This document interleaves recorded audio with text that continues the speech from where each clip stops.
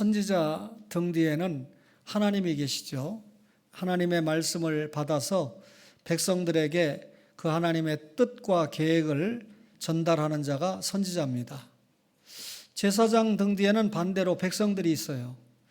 백성들의 죄를 안고 하나님 앞에 고해서 주님의 십자가 보혈로 용서받게 하는 역할을 감당하는 사명이 제사장의 사명입니다. 왕들은 하나님의 말씀으로 백성들이 사느냐에 따라서 살도록 회복을 시키고 살도록 이끄는 사람들이 왕의 역할이죠. 잘 아시는 것처럼 이사야는 구약의 여러 선지자 가운데 아주 중요한 선지자입니다. 특별히 이사야서를 기록했는데 공교롭게 66장의 말씀을 기록했는데 신구약 66권이잖아요. 그래서 1장부터 39장까지는 구약의 내용으로 하나님의 심판을, 또 40장부터 66장까지는 신약의 내용으로 예수 그리스도를 통한 회복을 우리에게 알려준 성경이 이사야 성경인데, 오늘 여러분과 저가 이사야 60장 4절부터 9절까지 읽었습니다만, 이 신자가 뭡니까? 예수님을 구주로 믿고 빛 가운데 거룩한 생활을 하는 사람들이 예수 믿는 신자예요. 이런 신자들에게 주신 오늘 이 약속이 내가 너를 영화롭게 하리라. 하나님께서 신자에게 주신 말씀을 아주 압축해서 내가 너를 영화롭게 하리라 그랬는데, 저는 이 제목을 내 성도가 누릴 영화다라고 정정을 해서 여러분과 말씀을 나누려고 합니다. 성도가 누릴 영화는 성도의 회복입니다. 본문 이사야 60장 4절에 내 눈을 들어 사방을 보라. 무리가 다 모여 내게로 오느니라. 내 아들들은 먼 곳에서 오겠고 내 딸들은 안기어 올 것이라 그랬습니다. 이 말씀은 이스라엘의 회복을 약속하시는 말씀인데, 이스라엘 백성들이 주전 605년에 다니엘을 중심으로 바벨론의 포로로 끌려가서 주전 536년에 돌아오기까지 약 70년 동안 바벨론에서 포로 생활을 했습니다. 그리고 이 포로 생활을 마치고 지금 본문은 사방에서 돌아오게 된다. 여러분, 성경이 단순하게 이스라엘의 역사를 기록할 것 같으면 성경이 아니죠. 그 이스라엘의 나라 역사를 통해서 하나님 계획을, 뜻을 우리에게 보여주는데, 이 말씀은 복음 안에 살고 있는 사람들이 하나님께로 돌아온다라고 하는 약속의 말씀입니다. 하나님의 구속 역사가 진행되는 가운데 원대한 약속의 말씀이죠. 사실 돌아온다라고 하는 것은 신앙적인 회복을 말합니다. 바벨론 포로 생활은 단순하게 바벨론에 끌려가서 종살이를 했다라고 하는 것만 의미하지 않습니다.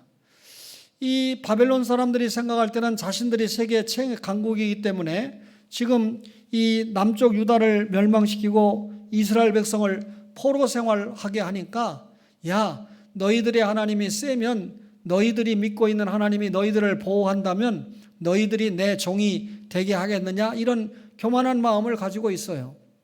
과거에 모세가 이스라엘 백성을 애굽에서 보내라고 바로 임금의 앞에 가서 외쳤을 때 바로 임금이 무시하죠. 야, 니네 하나님이 뭐길래 보내라고 하느냐? 니네 하나님이 그렇게 세면 니들이 우리나라 와서 430년 동안 종살이하게 하냐? 이 별 볼 일 없는 신과 그것을 믿고 있는 인생들아, 이런 태도죠.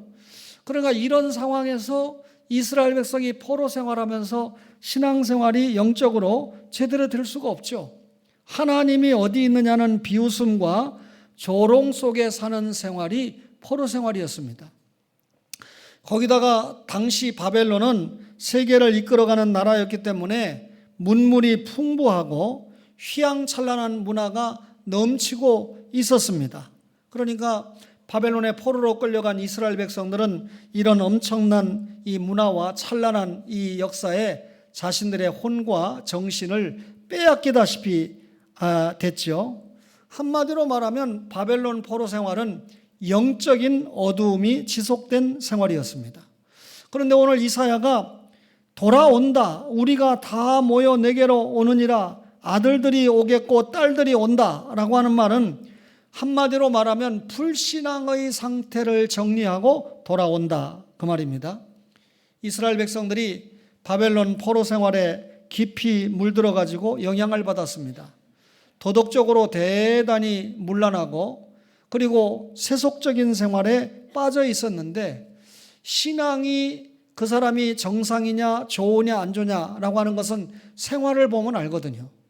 그런데 이 신앙생활이 대단히 문란해졌습니다. 그런데 이것을 정리하고 돌아온다.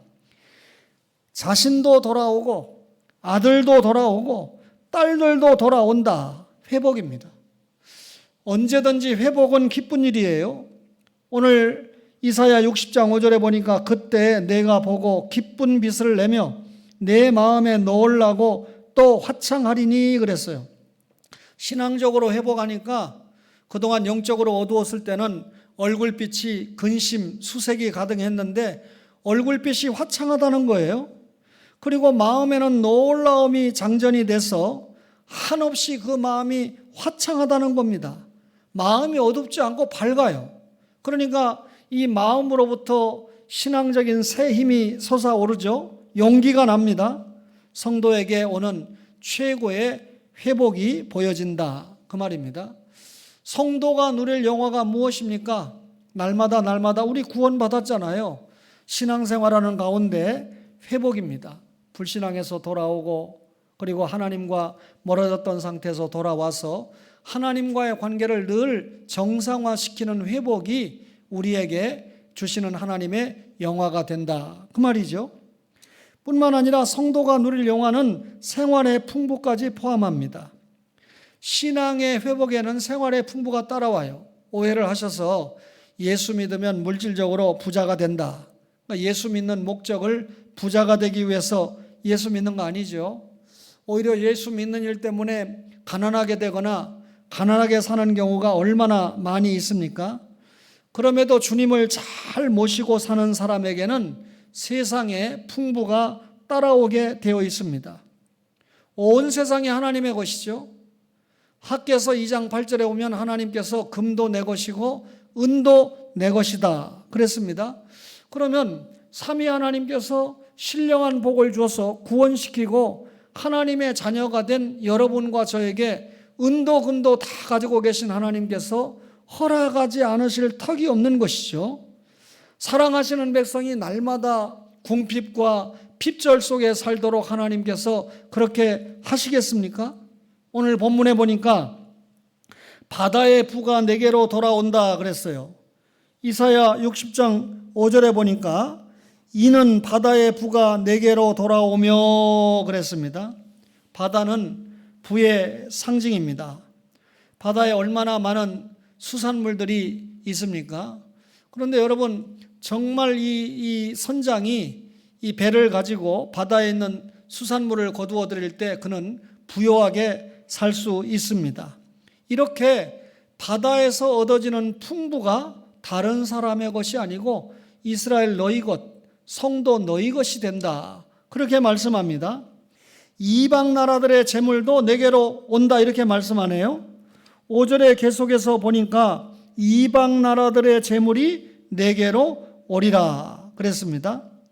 세상 많은 나라들의 풍부한 재물을 너도 누리게 된다라고 하는 약속입니다. 어떤 나라, 어떤 백성보다도 뒤떨어지지 않는 풍부를 누리게 될 것이다. 이 말씀을 보면서 오늘날 이 이스라엘 조그마한 나라이지 않습니까? 백신 공급을 통해서 이 코로나19도 가장 먼저 극복하는 나라로 부상이 되고 있는데, 이 조그마한 나라가 거대한 아랍과, 여러분 중동 전쟁의 전범은 아브라함이지 않습니까? 아브라함의 불신앙 때문에 여기까지 왔는데 아직도 버텨내고 있고, 버텨내는 정도가 아니라 이 미국을 위시한 세계 열강의 보호를 받으면서 큰 소리치고 살아가는 거 보면 참 대단하다는 생각을 하지 않습니까? 가난하지 않아요. 부자로 살고 있어요. 이방 나라들의 재물이 내게로 오리라. 또 허다한 낙타, 미디안과 에바의 어린 낙타가 네 가운데 가득할 것이다 그랬습니다. 6절을 보니까 허다한 낙타, 미디안과 에바의 어린 낙타가 네 가운데 가득할 것이며 성경에 그렇게 말씀하죠. 낙타는 중요한 이 교통수단입니다. 아주 튼튼한 낙타만 있으면 이 사막을 건너가는데 아무런 문제가 없지요. 따라서 낙타가 많다는 것은 그 당시에 교역이 활발하다는 이야기고, 그 결과 삶이 윤택하고 번성하다라고 하는 증거가 됩니다. 이렇게 예수 믿는 성도가 물질적으로 축복을 받는다는 것은 하나님께서 성도를 사랑하는 증거 중에 하나가 됩니다. 그런데 성도가 잘 살게 될 때 교만이 들어오기 쉽습니다. 그래서 자기가 누리는 부가 하나님의 은혜로 주어졌다고 생각하지 않고 하나님이 주신 은혜, 하나님이 주신 축복을 잊어버리고 내가 노력하고 내가 공부 많이 하고 내가 잘나서 내가 능력이 있어서 이렇게 부자로 사는 거지 하고 교만에 빠지기가 쉽습니다.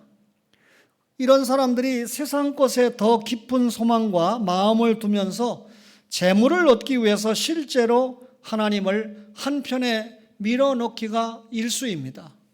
오히려 물질적인 부를 누릴 때 하나님 감사합니다.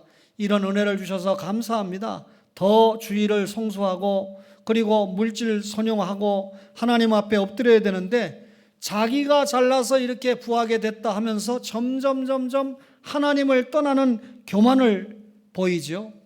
사실 모든 것을 주시는 이는 여호와 하나님입니다. 하나님께서 예수 믿는 신자에게 구원을 주시고 그리고 구원받은 신자들에게 물질의 풍부를 주실 때 왜 물질의 풍부를 주실까요? 그 물질을 통해서 여러분 하나님 나라 확장에 사용받도록 주시는 거 아니겠습니까? 따라서 하나님께서 우리에게 축복하신다 할 때 거기에는 물질의 축복도 들어가는데 하나님이 물질의 축복을 멈추게 될 때 성도는 당연히 하나님으로부터 물질의 축복이 멈추니까 그 복에서 제외가 되는 거죠. 따라서 예수 믿는 신자가 언제나 하나님이 주시는 복을 누리려고 하면 하나님과의 관계가 잘 되어 있어야 됩니다. 아담이 범죄 타락했을 때 하나님과 관계가 단절됐어요. 이때 여자의 후손의 십자가와 부활을 믿으면 하나님과의 관계가 회복이 되고 그 회복의 증거가 하나님 나라 일꾼으로 살아간다 하는 거 아니겠습니까? 하나님 나라 일꾼은 예수님께서 마태복음 25장에 성령 충만해서 자신이 받은 은사를 잘 활용해서 그리고 기독교 윤리를 실천함으로 살아간다라고 그렇게 우리에게 가르쳐 주셨습니다.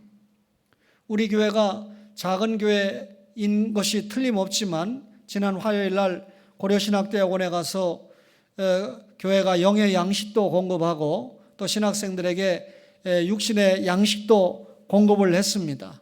하나님께서 우리 교회에 주신 여러분 이 복을 선용했다는 결정적인 한 증거가 되죠. 사실 기독교부를 위시한 이 고신교단에 이 사실이 알려졌는데 보통 좀 성도들이 많이 모이는 교회가 이 일을 하면 성도가 많이 모이니까 당연히 해야지 이런 분위기지만 우리 교회가 이런 일을 해냈다라고 하는 일에 대해서는 여러 목회자들로부터 경이로운 소식을 받고 있습니다. 선용할 줄 알아야 돼요. 오늘 성도가 누릴 영화 그랬는데 단순하게 성도의 회복뿐만 아니라 물질의 풍부뿐만 아니라 이것은 교회의 부흥을 약속하시는 말씀입니다. 하나님의 백성에게 성전의 부흥은 기쁨이고 감격이 됩니다. 성도가 받드는 성전이 부흥되는 것은 긍지가 되고 여러분 자랑스러운 일이 되는데 오늘 6절에 보니까 스바 사람들은 다 금과 유향을 가지고 와서 여호와의 찬송을 전파할 것이다 그랬는데 한번 볼까요? 스바 사람들은 다 금과 유향을 가지고 와서 여호와의 찬송을 전파할 것이며 그랬습니다.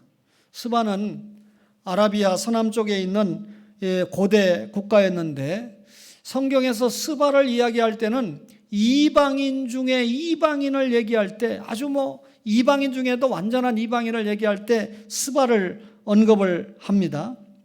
그런데 이들이 놀랍게도 하나님을 알고 섬기는 일은 사실 불가능하잖아요.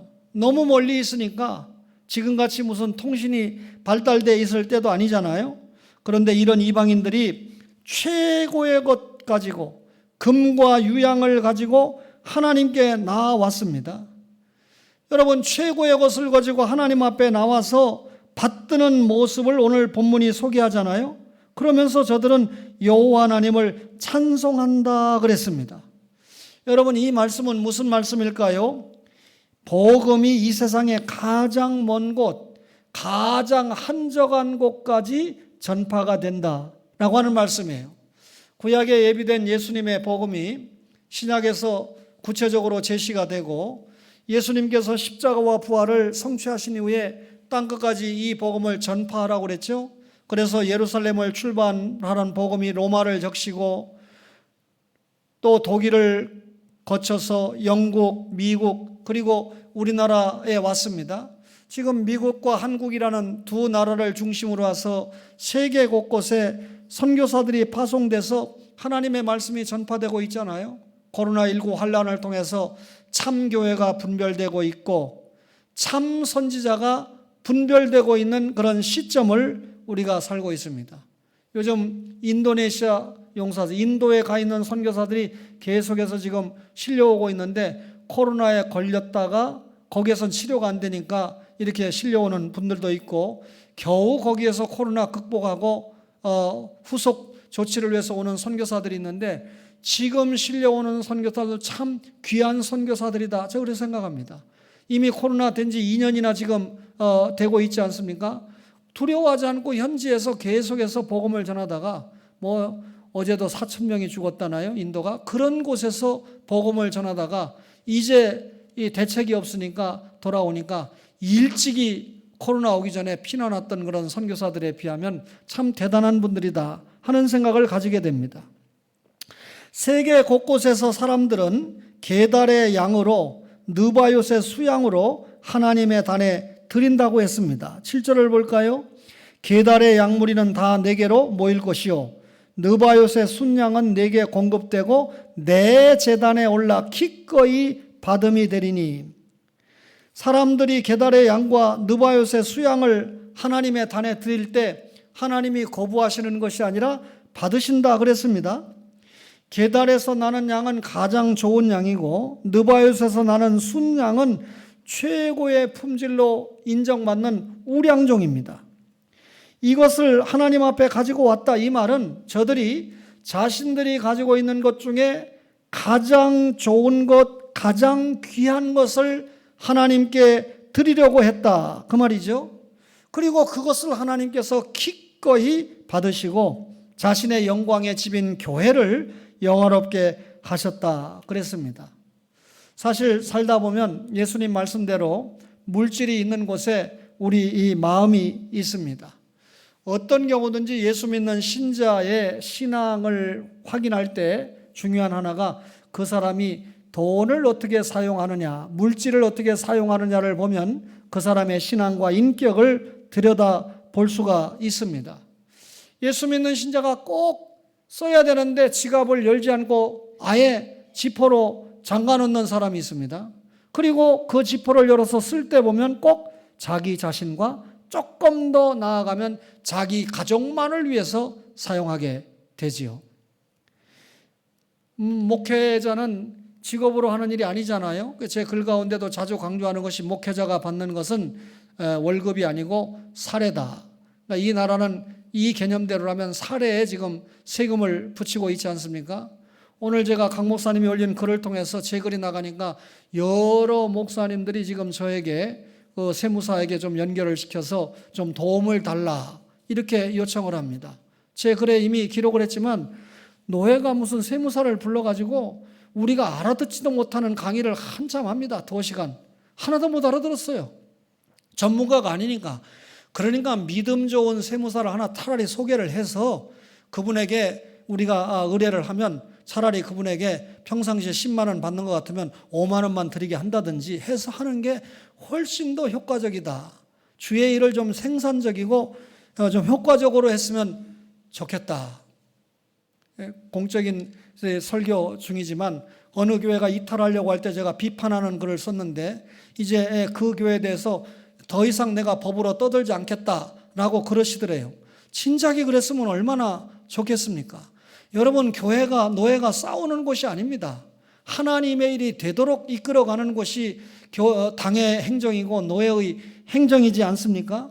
여러분, 우리 교회 믿음 없고 집사가 오랫동안 신앙생활하는데 보니까 술 먹고 담배 핀다고 내가 당신 교회 나오지 마, 당신 같은 사람이 교회 나올 자격 없어, 그래 얘기합니까? 주초가 정리될 때까지 기다리고 목사가 신앙이 성장할 때까지 또 기다려주고 또 기다려주는 게 목사의 심정이고, 잘못된 자녀가 잘못할 때 그 자녀에게 기도하고 때로는 매를 때려서라도 돌아올 때까지 기다려주는 것이 아버지의 인내고 어머니의 인내이지 않습니까? 많은 사람들이 성전에 모여들 것이다 그랬어요. 60장 8절에 보니까 저 구름같이 비둘기들이 그 보금자리로 날아가는 것 같이 날아오는 자들이 누구냐 그랬어요. 여름에 소낙비가 오려고 그러면 곳곳에서 사방에서 구름이 쫙 모이잖아요. 이것처럼 많은 사람이 교회로 모인다는 말씀이에요. 그들이 교회로 모일 때 심정이 비둘기가 보금자리로 찾아 날아오는 것처럼 날아올 것이다 그 말입니다. 사람들의 마음마다 성전을 사모하고 그 성전에 엎드려 예배할 때마다 저들의 심정이 감격과 기쁨에 가득 찰 것이라는 말씀입니다. 한 주간 동안 가정에서 일터에서 여러분과 저가 역시 하나님 나라 건설하는 일꾼으로 살다가 거룩한 주일이 되면 모든 것을 다 중단하고 여러분 교회를 생각하잖아요. 교회 와서 예배를 드리고 예배 시간에 듣는 말씀을 사모하고 그리고 이 찬양으로 우리의 감격을 감사를 표현하고, 여러분 이런 많은 사람들이 이런 마음을 가지고 성전에 모여들 것이다 그랬습니다. 섬들이 여호와 하나님을 앙망한다고 그랬어요. 60장 9절에 보니까 곧 섬들이 나를 앙망하고 다시스의 배들이 먼저 이르되 먼 곳에서 내 자손과 그들의 은금을 아울러 싣고 온다 그랬습니다. 섬은 육지에서 멀리 떨어져 있는 곳이잖아요. 당시에 섬은 육지에서 일어나는 일들을 알 수가 없습니다. 그러니까 육지의 사람들과 섬에 살고 있는 사람들의 생활은 다를 수밖에 없습니다. 그런데 이 섬은 여호와 하나님을 모르고 복음의 소식을 듣지 못한 채 살고 있는 이방인들이 있다라는 말씀을 알려주기 위해서 섬 이야기가 지금 나온 겁니다. 그런데 오히려 이들이 여호와를 앙망한다는 겁니다. 앙망한다는 말은 기다리고 사모한다 그 말이잖아요. 우리가 여호와 하나님을 기다리고 앙망한다, 이건 신앙인데 기다리고 사모하는 사람들 속에서 하나님이 그들을 만나주시고 그들 속에 역사하신다는 겁니다. 하나님을 앙망하는 사람들 속에 하나님이 살아계신다는 사실이 드러난다는 것입니다. 지금 이방인들 가운데 기록된 이 말씀이 일어나고 있지 않습니까? 여러분, 조금 전에 말씀드린 대로 예루살렘에서 출발해서 복음이 이방을 순례했어요. 로마를 적시고 독일과 영국과 미국과 한국을 통해서 세계 곳곳에 지금 복음이 안 들어간 곳이 없다고 할 만큼 복음이 들어가고 성경 말씀이 번역되고 있지 않습니까? 그런데 여러분, 유대인들이 이런 열심을 가져야 되는데 지금 유대인들이 이런 열심을 포기하니까 하나님께서 제사장 나라 거룩한 백성의 사명을 이방인에게 주어서 얼마나 열심 있게 여러분 이 일을 감당을 하고 있습니까? 내 씨로 말미암아 천하 만민이 복을 받으리라고 그랬는데 씨는 예수님이고 천하 만민은 이방인을 포함하잖아요. 그러면 이 예수님의 십자가와 부활을 천하 만민에게 전파해 주는 것 자체가 결국 그들이 예수 믿고 하나님 앞에 무릎 꿇고 찬양하게 되니까 그들이 예수 믿고 하나님 자녀가 돼서 무릎 꿇고 찬양하고 예배하는 것 자체가 복이라는 거죠. 선교하는 것 자체가 복이라는 거죠. 이렇게 섬들이 여호와 하나님을 앙망하는 것이 성도가 누리는 영화의 한 특징인 것입니다. 그들은 먼 곳에서 온다고 그랬어요. 9절에 보니까 다시스의 배들이 먼저 이르되 먼 곳에서 내 자손과 그들의 은금을 아울러 싣고 와서 내 하나님 여호와의 이름에 드리려 하며 이스라엘의 거룩한 이에게 드리려 하는 자들이라. 이는 내가 너를 영화롭게 하였음이라 그랬어요. 거리가 멀다고 하지 않고 옵니다. 시간이 아깝다고 하지 않고 여호와 하나님을 사모합니다. 올 때 배를 타고 온다는 거예요. 배를 타고 오는 거 얼마나 위험합니까? 시간도 많이 걸려요. 또 풍랑도 있습니다. 우리 개혁주의 이 선교에 속한 교회 가운데 하동에 갈릴리 교회가 있는데, 이 갈릴리 교회는 성도들이 동일한 시간에 우르르 들어와요. 보니까 이 선장들이 있는데 주로 뭡니까? 물고기 잡는 어부들이 섬에 곳곳에 흩어 살다가 교회 오기 위해서 다 함께 모여가지고 배를 타고 도착을 해서 배에서 내려서 똑같이 걸어서 교회로 오는데 두세 팀이 되다 보니까 이 배를 타고 오는데, 여름에 비가 많이 온다든지 폭풍이 불어서 풍랑을 칠 때는 참 곤란하잖아요. 그런데 장로님들을 중심으로 해서 온다는 거예요. 어떤 데는 풍랑 때문에 좀 늦게 오기도 하지만 어쨌든 배를 타고 교회에 오는데 시간도 걸리고 또 풍랑도 있습니다. 그런데 이 당시에 배를 만드는 것은 돈벌이, 수입을 위해서 배를 만든 겁니다. 그런데 아무런 소득이 없는데도 이들이 여호와 하나님을 사모하면서 배를 타고 온다는 겁니다. 은금을 아깝게 여기지 않고 와서 하나님께 드린다는 겁니다. 이것은 뭐죠? 하나님을 향한 뜨거운 열심을 말하죠. 구속에 대한 감사가 뜨거운 열심으로 나타납니다. 여러분, 이런 성도들이 많다는 것은 성전이 부흥했다는 의미죠. 교회가 부흥했다는 말 아닙니까? 성도들을 향해서 하나님은 내가 너를 영화롭게 하였음이라. 주님을 향한 삶에서 하나님은 반드시 그 성도를 영화롭게 하신다, 그 말입니다. 교회가 부흥했다라고 하는 것은 성도에게 영화고 나라에게도 영화가 됩니다. 여러분, 교회가 부흥하면 그만큼 그 사회가 평화롭고 또 정의로운 곳으로 만들어진다는 것이죠. 하나님께서 축복하시는 것은 하나님이 가시는 본성 중에 하나입니다. 하나님께서 천지를 창조하시고 사람을 만드셨죠. 하나님의 생기로 창조하셨는데 적어도 인간이 하나님 나라 일에 동참할 수 있는 동역자로 지음을 받았다는 것은 그만큼 축복받은 존재로 지음을 받았다, 그 말입니다. 교회의 전 역사를 돌아볼 때 하나님은 이 세상 어디에서나 일해 오셨습니다. 교회가 복을 받고 부흥한다, 이것을 영적인 각성 혹은 성령의 폭포수 같은 은혜, 성령의 소나기, 이런 표현을 썼지만 아주 적절한 한 단어가 부흥입니다. 교회가 부흥했다. 하나님의 주권적인 의지에 따라서 그분의 백성인 우리에게 하나님이 부흥에 관한 약속을 주신 것입니다. 이런 약속 중에서 우리는 충족하게 되기를 사모해야 된다, 그 말입니다. 하나님은 그동안 가족이나 교회 혹은 어느 공동체를 위하여서든지 이 부흥의 언약을 수없이 지켜오셨습니다.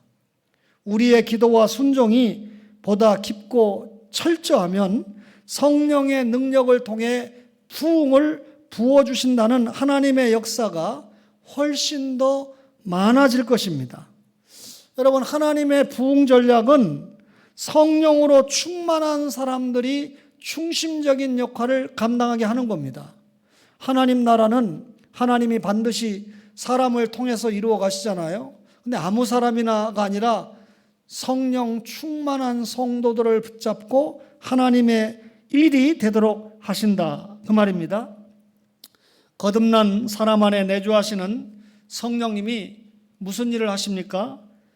요한복음 14장 26절에 보혜사 곧 아버지께서 내 이름으로 보내실 성령, 그가 너희에게 모든 것을 가르치시고 내가 너희에게 말한 모든 것을 생각나게 하시리라 그랬습니다. 얼마나 분명한 확실한 말씀입니까? 성령님은 진리의 영입니다. 이 진리의 영이 성도 속에 계십니다. 그래서 이 진리의 영이 성도에게 계속 가르치시고 예수님의 말씀이 생각나게 하십니다. 따라서 진리를 믿는 믿음의 사람이 되게 하시고 믿음의 사람이 된 우리로 하여금 예수 그리스도를 닮아가는 성화의 생활을 하게 하십니다. 한마디로 말하면 성령님께서 우리로 하여금 믿음으로 살게 하신다. 이게 믿음 생활이고 신앙 생활이고, 믿음과 생활의 일치가 믿음 좋은 사람의 모습 아닙니까? 믿음으로 의롭다함을 얻었을 뿐만 아니라 우리가 믿음으로 거룩하게 되었습니다. 오직 믿음만이 우리 안에 그리스도의 형상을 이루어가는 능력 그리고 열매를 맺을 수 있게 합니다. 따라서 성령은 성도의 삶 속에서 거룩한 삶을 구체적으로 이루어가게 하십니다. 사랑하는 후에 김종선 목사님과 대화를 하는데 내가 묻지도 않았는데, 목사님, 제가 목사님보다 짧은 목회를 하고 있지만 기도 좀 한다는 사람들이 늘 사고를 쳐요 하는 이야기를 해요. 그래서 제가 응답했습니다. 그래, 내가 오랫동안 목회해보지만 새벽에 랄라리 까꿍하는 성도들이 오면 단 한 명도 적응하지 못하더라. 설교를 알아듣지 못해요. 성경 중심으로 신앙생활 하지 않고 예수 믿고 복 받습니다, 건강하십니다, 랄랄랄라 하니까 뭐 하나님의 뜻이 적힌 말씀을 열심히 전해주면 야, 이 교회는 좀 이상하다, 바리새 교인이다, 이렇게 생각하죠. 여러분, 빨리 주님이 오시면 다 공개가 됩니다. 여러분, 그날이 빨리 왔으면 좋겠어요. 코로나19는 그것을 보여주는 하나의 징조가 아닐까요? 우리의 삶 속에서 열매를 맺게 하시는 분이 성령님입니다.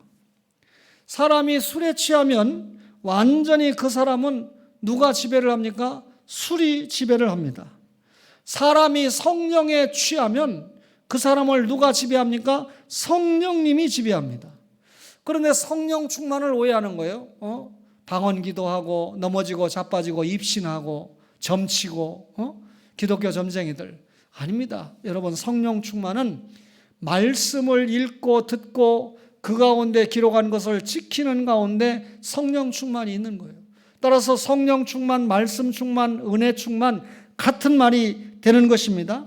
성령 충만하면 성도의 생각과 느낌과 말과 행동이 완전히 믿음으로 지배를 당하게 됩니다. 따라서 성도가 늘 성령으로 충만해 있어야 됩니다. 성령 충만한 예루살렘 교회 성도들이 담대히 하나님의 말씀을 전했습니다. 성령 충만하니까 담대히 그 말씀을 전하지 않고는 견딜 수가 없는 겁니다. 성령에 충만한 성도는 늘 즐거워하고 기뻐하지요. 그러므로 성도의 믿음과 삶을 결정하는 것은 성령 충만입니다. 이 성도가 정말 믿음이 있느냐? 이 성도가 정말 구속받고 하나님의 사람으로 살아가느냐? 척도가 성령 충만, 은혜 충만, 말씀 충만이다, 그 말이죠. 우리가 성령 충만해서 지속적으로 하나님의 얼굴을 구하며 항상 깨어 있어서 질적으로 양적으로 간절히 하나님 앞에 기도를 드릴 때 하나님은 절대 지체하지 않으실 것입니다. 여러분과 저가 기도하면 하나님께서 응답해 주신다. 여러분, 교회의 부흥을 위해서 오늘 성도가 누릴 영화라는 말씀을 전했는데, 우리가 신앙적으로 회복이 되고 또 생활도 풍부해지고, 그리고 또 하나님께서 우리에게 교회의 부흥을 이루게 하시리라는 그런 기대와 소망을 가지고 우리가 성령 충만해서 기도한다면 반드시 하나님께서 응답하실 거 아닙니까? 그러면 여러분, 하나님이 우리에게 기도하게 하시고 성령 충만한 생활을 하게 한다는 것은 결국 무슨 말입니까? 하나님께서 우리에게 부흥을 주실 준비를 하고 계시다, 그 말입니다. 말씀 가운데 성령 충만해야 됩니다. 코로나로 얼마나 우리의 신앙이 다운되어 있습니까? 벌써 제가 거의 2년째 코로나가 시작되고 얼굴을 보지 못하는 교인들도 있습니다. 과연 이분들이 성도라고 할 수 있을까? 제자는 그만두고 교인은 그냥 구속의 체험 없이 교회 나오는 사람이 교인입니다. 그 가운데 이제 성경 말씀을 깨닫고 설교를 깨닫고 예수 믿는 신자의 확신을 갖는 사람이 성령의 내주 속에 성도가 되는 것이죠. 한국 교회는 교인이 너무 많아요. 성도가 되어야 됩니다. 그리고 이 성도를 제자화해서 예수를 믿고 따라가는 제자로 만드는 그런 교회로 만들어야 되죠. 제자는 밖에 나가서 교회를 망신시키지 않고, 제자는 밖에 나가서 이 자기가 그리스도의 사신으로 살아갈 때 책임 있는 사명을 감당하는 사람이 제자이지 않아요? 우리의 신앙이 온전히 이 코로나19 시대에 회복돼야 됩니다. 코로나19 시대에 다운되면 안 돼요. 이로 인해서 우리의 생활도 풍부해져야 됩니다. 코로나19를 핑계하고 교회가 사명을 감당하는 일을 아예 감당하지 않으려고 하는 그런 일들이 참 곳곳에서 보입니다. 그럴 수 있겠죠. 지역에 따라서. 그러나 우리 초원은 분명한 것은 코로나19 때문에 믿음이 약함을 보이는 성도도 있지만 오히려 주님 앞에 나오는 장로님들과 성도님들은 더한 믿음을 보여서, 죄송하지만 우리가 재정적으로도 이전보다 더 성장을 이루고 있고, 여러분과 저의 기도도 성령 충만한 모습을 통해서 이전보다 더 든든하게 세워져 가고 있다고 확신합니다. 여러분, 이런 어려운 시기에 교회의 부흥을 간절히 체험하기를 소원합니다. 자기 자신의 믿음을 진단해 봐야 돼요. 코로나19 시기에 내 믿음이 다운됐는가? 아닙니다. 내가 너를 영화롭게 하리라.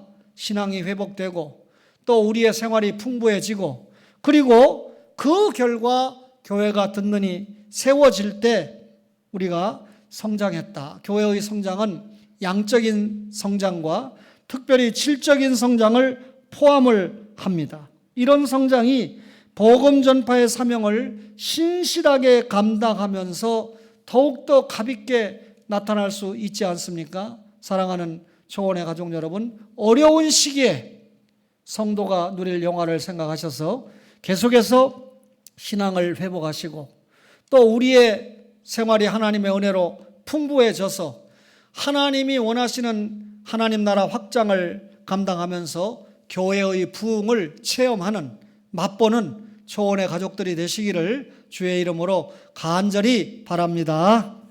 주신